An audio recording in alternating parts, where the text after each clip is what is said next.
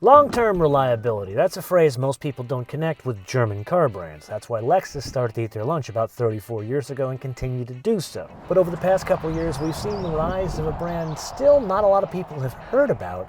So what's it like to live with one? Are they reliable? And what are the most recent changes to one of the more popular cars?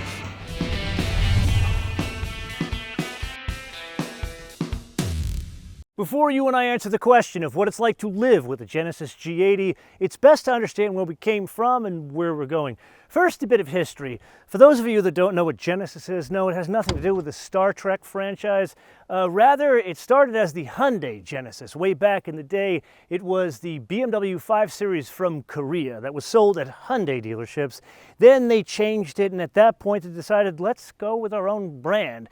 Then in 2021, they came out with this generation, and it was really deserving of its own brand at that point. It was on offer as a 6-cylinder and a 4-cylinder. They made changes over the years, and at this point, we're making some subtle changes. Like, for example, the front may look different to you if you know the car. The rear may look slightly different. There are some other details we'll get into, but overall, it's still a Korean 5 Series.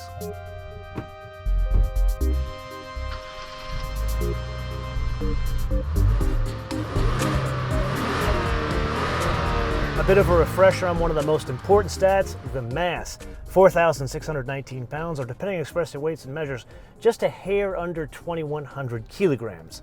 Now, an important point of order, that is 420 pounds more than the most basic one on offer if it had the 4-cylinder engine.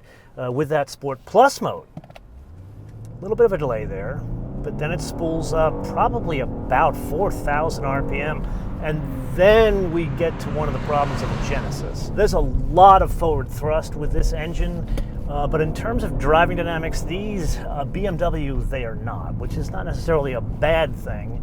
It's just perhaps the engine more sporting in tension. Actually, the seatbelt too, as it chokes me going through the corner there. But really what's going on here, it's a quick car, man. Even with the all-wheel drive, you can slide this thing around. Oh God, I forgot how much I actually like driving these things, especially with the V6, because when you think about it, the 4-cylinder, that's the volume car, and frankly at 311 horsepower, I can see why.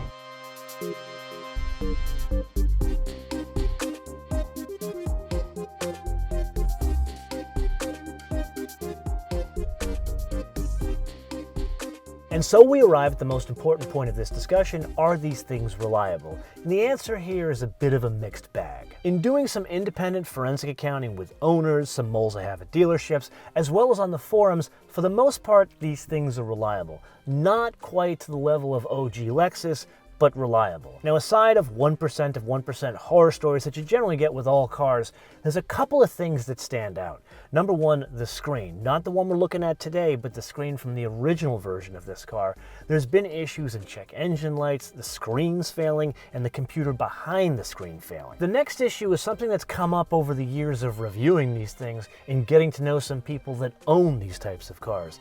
And consistently I'm hearing about the fuel economy not matching the US EPA, or what the manufacturer calls it, more so than other cars. Aside from that, the only other thing I learned from beating the ground is some squeaks and rattles as the car ages, and some complaints about the dealer network. Now, I am seeing, if you look at the forums, that's changing a bit as they roll out these new dealerships, which I have to say are stunning. The one you are looking at is in Torrance, California. And here, a little bit behind the scenes, as I was walking through capturing this video, I noticed two things. Number one, this place was spotless, even the service floor.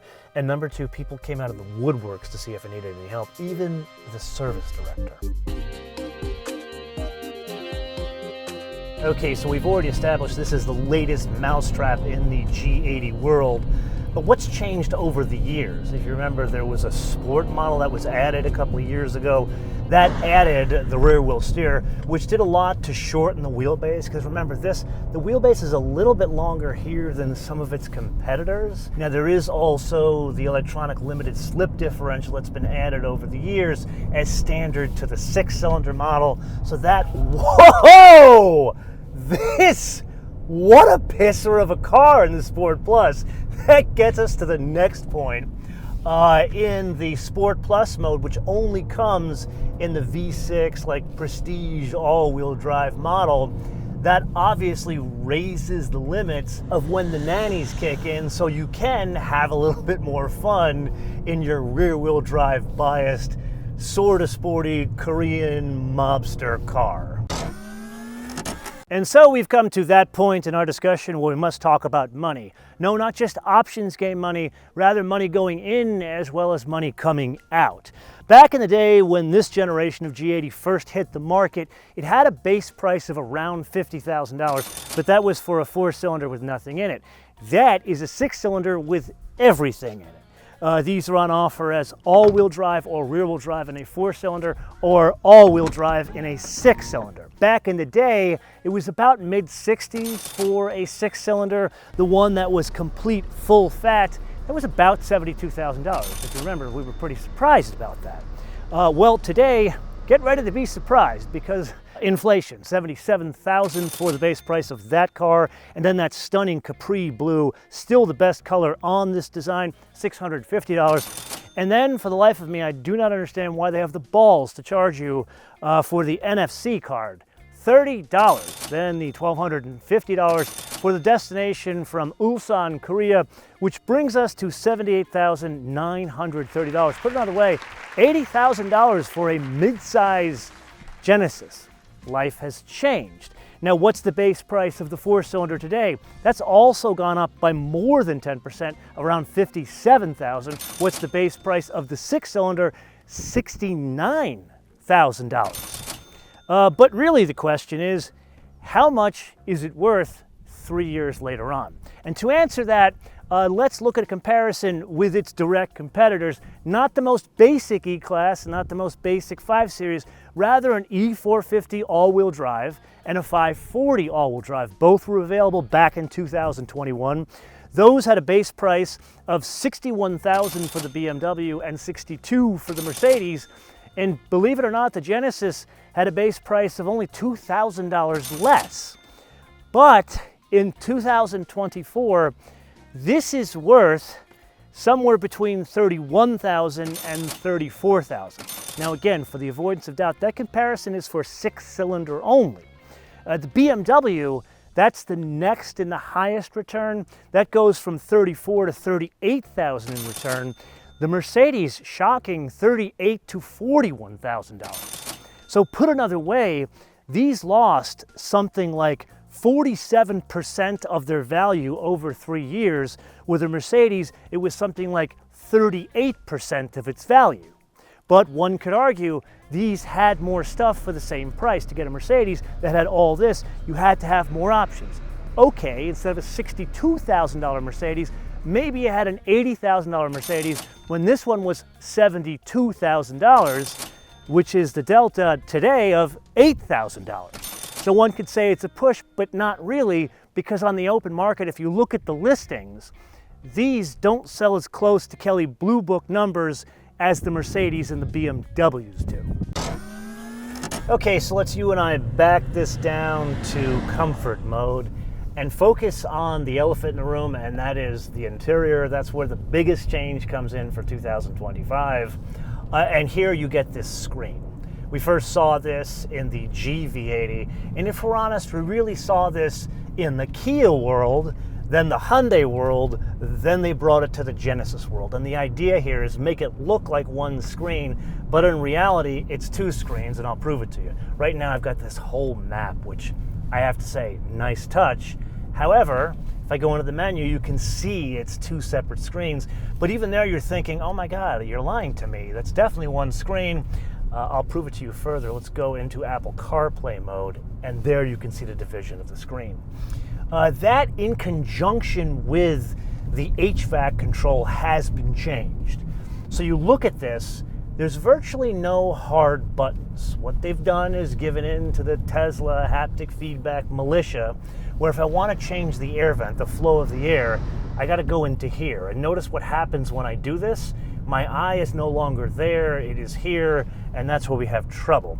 However, thankfully, we had a reprise, in that we got a volume knob. See that? Look at that, a volume knob. Isn't that exciting? Now, it's not 100% puppy dogs and roses. That unified controller is designed to work in conjunction with the screen to keep me from reaching all the way over there, just like it was in the past. However, the unified controller, it's a bit finicky. So if I'm trying to interact with anything in the screen, whether it's in this OS or in the main OS of the car, if I don't hit down on the screen just right, it literally will go into some other application you didn't ask for. But then they also changed the steering wheel. Again, going back to that sport model we drove a couple of years ago, that was the first revision of what was a terrible choice of steering wheel design. I went so far as to calling it the reinterpretation of the Ford Crown Vic steering wheel. It looked just like it on the original G80. Someone was listening and they changed it to this steering wheel. The detail, the tactile feels still something magnificent. This is what Genesis does incredibly well, and it spelled the design language of the interior and brought them to a completely different level where people, at least in my eyes, took them more seriously, and that's why we see them on the road more often, and you don't get laughed out of, say, a cocktail hour when you say, you know what, I'm looking for a new car and I'm thinking about the Genesis. 10 years ago they'd be like, Genesis? What the hell is that? So you and I learned a lot in today's experience. I would say two key takeaways. The first, if one is thinking beyond 3 to 5 years of ownership, meaning drive the wheels off of it and either give it to your kid or throw it in the trash, tear another one off the roll, prudent choice. Second, if you look at the landscape from when this came out many years ago to today, this is now rare. What doesn't exist, the Lexus GS, basically the E-Class and the 5 are the direct competitors. They only exist because there is still demand for sedans in Europe, as well as slight demand for luxury sedans in the US. So this is more the modern day Lincoln in the way it drives as opposed to the E-Class. And that in turn brings us to the wish list, where you may or may not know that there is already a full electric version of this on offer. Good for Genesis. However, Genesis also announced a couple of years ago that based on the crazy mandates, we're going all electric, meaning everything. I'm going to suggest, especially here, let's step back from that ledge. The world has definitely changed over the past couple of years. I understand in Europe you got to have an electric motor, maybe a plug-in hybrid or a hybrid, but keep it ICE because cars like this increasingly rare, especially sedans. But I'm one man, and this is the point episode. I turn around to you guys to opine in the comments below or via our social media, MotoManTV, all word, MotoManTV, all word, Facebook, Twitter, Instagram. And with that, if you want to see the battery electric version of this car, you can see that here. Until I see you in the next episode, be später.